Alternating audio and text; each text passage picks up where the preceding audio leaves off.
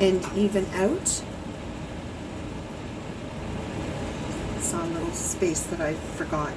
This glass will start to spread and even out. Before you start adding more glass to it, let it even out. Let it sort of spread a little bit. This will avoid bubbles. If you try to dollop too much glass into the crevices now, you're going to end up with bubbles, trapped bubbles. That's not always what you want. You now want the encasing layer to be as smooth as possible. Like I say, this is a long process. It's slow, it's painstaking, but the time that you take to do it is so worth it.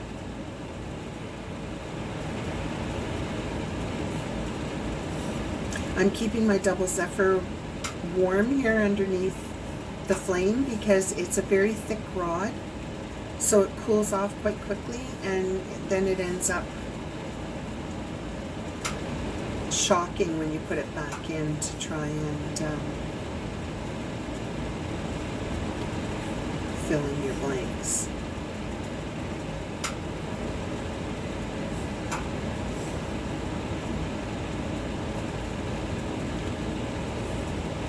Now you can see the flowers underneath, and you can see that this is starting to smooth out. So now I can start to see where I need to add some glass. Okay, so I've lost all those harsh ridges and valleys.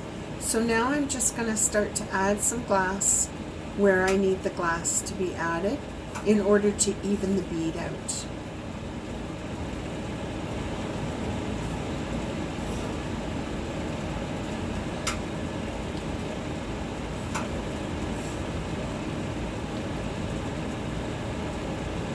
It's a deft touch from now on, because any manipulation that you do of the glass, if you aren't careful, it's going to affect what's underneath it.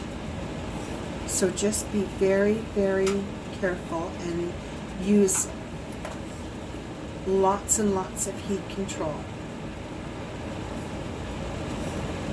So I'm going along and I'm seeing little tiny divots here and there that I'm filling in.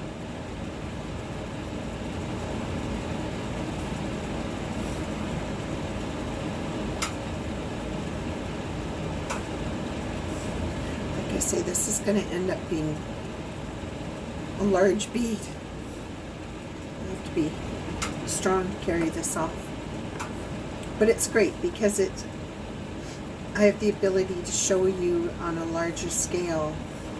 This is the same method you use no matter what size your beads are.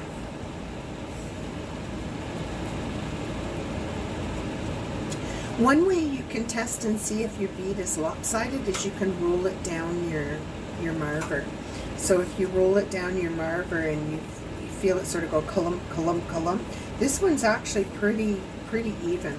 So what I'm going to do now is I think I'm going to put my encasing glass down, and now I'm going to start the smoothing and shaping process, because it does feel like it's fairly even. So there are a lot of ways that you can shape this bead, but my suggestion to you is to be very, very, very light with your touch, especially if you're using your marvers or your shapers. Just use a very light touch, because you will start to move the flowers underneath if you're not careful.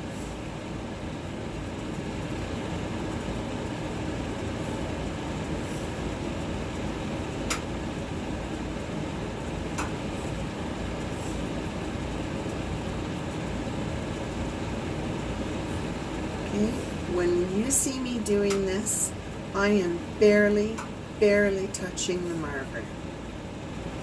It's a very, very gentle touch. But it's enough to manipulate this glass.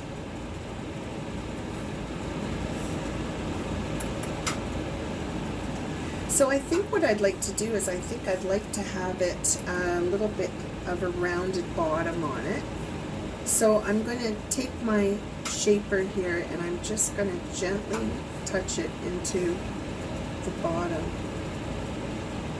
just to sort of give it a little bit of a round.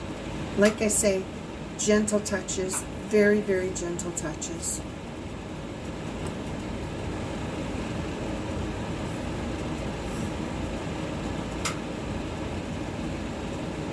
Because although there seems to be a lot of glass on this, a lot of encasing glass, you are still going to affect your flowers underneath if you don't use a gentle touch.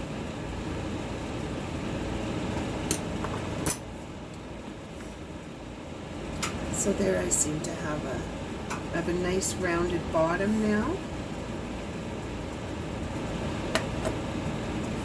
There are a number of tools that you can use to perfect this. I have this little lentil shaper as well, which helps give you a nice rounded bottom. Okay, so I have the bottom in the shape that I want. Now I'm going to look at the middle. So the middle, I seem to have a little divot right there that I'm going to fix. The rest of it seems to be pretty good. So I'm just going to work on the middle, and then I'm going to work on the top.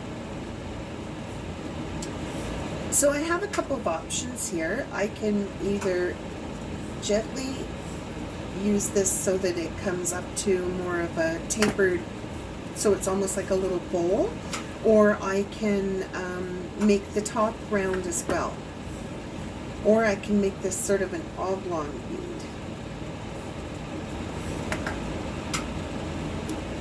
If I'm going to make the top round as well, again, I use my shaper very, very, very gently.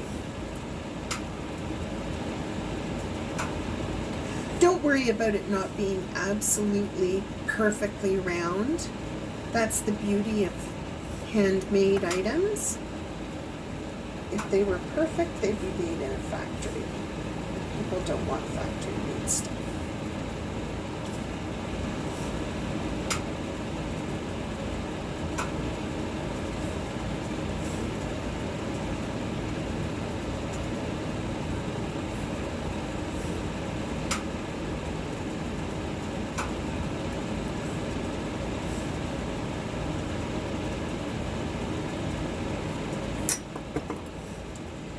Somehow I have a little tiny something on here, and I see it when I heat the bead. See, there's like a little, I don't know whether you can see it in the video, but there's a little, I don't know whether it's a little tiny bit of,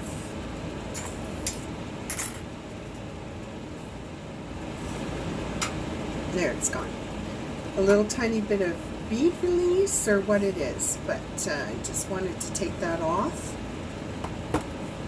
because it will affect the final look of the bead. Okay.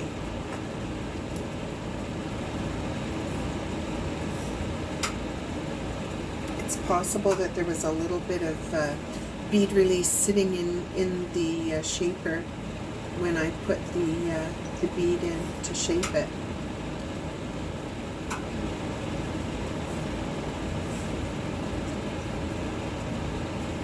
Very, very light touch. Okay.